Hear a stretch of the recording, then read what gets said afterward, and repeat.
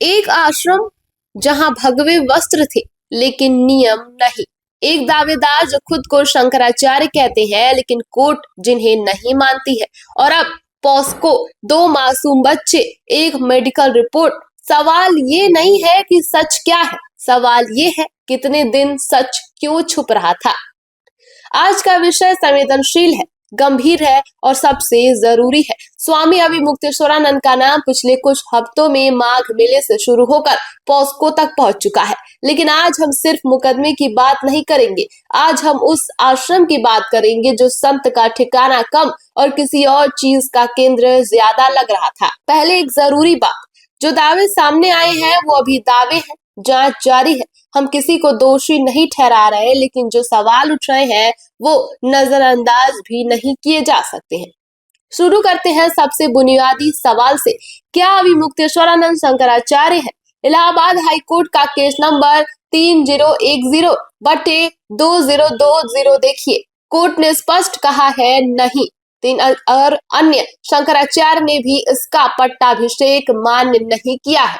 और स्वामी स्वरूपानंद सरस्वती जी, जिन्हें ये अपना गुरु बताते हैं, उन्होंने खुद एक पत्र में लिखा कि मैंने इन्हें शंकराचार्य घोषित नहीं किया है।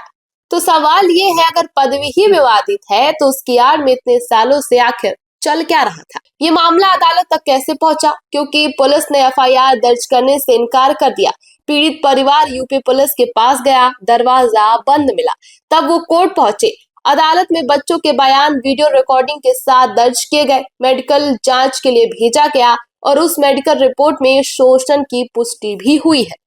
अब जरा सोचिए, अगर ये सब झूठ होता तो अदालत, जज, डॉक्टर सब मिले हुए होते। और ये भी याद रखिए, योगी के सत्ता में आने से पहले इन पर 6 मुकदमे थे। उनके कार्यकाल में एक एक करके सब बंद हुए हैं। तो दोस्ती किसकी है और दुश्मनी किसकी, ये भी समझना जरूरी हो गया है।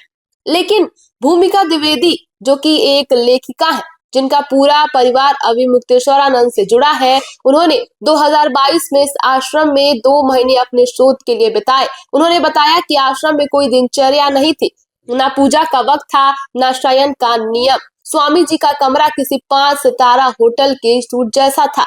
एसी, एचडी टीवी, तमाम सुख सुविधाएं। एक स्विमिंग पूल था जिसे जल व्यायाम केंद्र कहकर एक्सप्लेन किया गया था।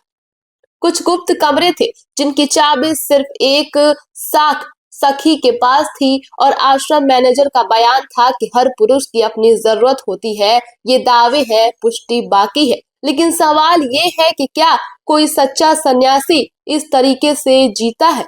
लेखिका भूमिका द्विवेदी ने जो बयान दिए हैं, जो उन्होंने सच्चाई प्रकट की है, उसको लेकर के संत समाज, या फिर ये भी कह सकते हैं कि आस्था के समाज में एक बड़ा सवाल खड़ा हो गया है।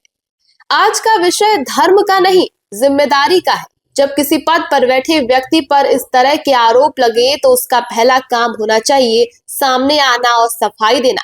वो अब तक चुप क्यों है? हम उन्हें दोषी नहीं कह रहे, लेकिन ये भी नहीं कह सकते कि सब ठीक है। जांच हो, पूरी हो, निष्पक्ष हो, और अगर आरोप झूठे हैं तो झूठ साबित करने की जिम्मेदारी आखिर किसकी होने वाली है? जनवरी में होने वाले जो माघ मेला बीत चुका है, उससे लेकर ये विवाद शुरू हुआ था, जिसमें शंकराचार्य अविमुक्तेश्वरानंद सरस्वती की पालकी को रास्ते में रोका गया था, जिसके बाद से कुछ सत्ता पक्ष और संत समाज के बीच काफी झड़प भी देखने को मिली थी। इस घटना से आहत होकर शंकराचार्य अविमुक्तेश्वरानंद सरस्वती ने धरने पर बैठने का निर्णय लिया था और उन्होंने संगम में स्नान करने से इनकार भी कर दिया था। उसके बाद से ये विवाद लगातार बढ़ता रहा। शंकराचार्य योगी आदित्यनाथ पर निशाना साधते रहे, तो इशारों ही इशारों में योगी आदित्यनाथ ने भी कालनेमी जैसे बातों का जिक्र किया था। उन्होंने कहा था कि कुछ लोग धर्म का चोला पहनकर अधर्म करते रहते हैं और खुद को बड़ी पदवी पर आश्रित बताते हैं। वहीं इस मामले में विरोधी पार्टियां, समाजवादी पार्टी के मुखिया अखिलेश यादव ने भी योगी सरकार पर तंज कसे थे और कहा था कि योगी सरकार संत समाज की सुरक्षा में बिल्कुल भी सर्वोपरि नहीं है और उन्होंने संतों का अपमान किया है, जो संगम में स्नान करने के लिए रास्ते में ही रोक दिया गया था। उसके बाद से ये मामला लगातार तूल पकड़ता नजर आ रहा है। वहीं अब ये मामला पॉक्सो तक भी पहुंच चुका हो।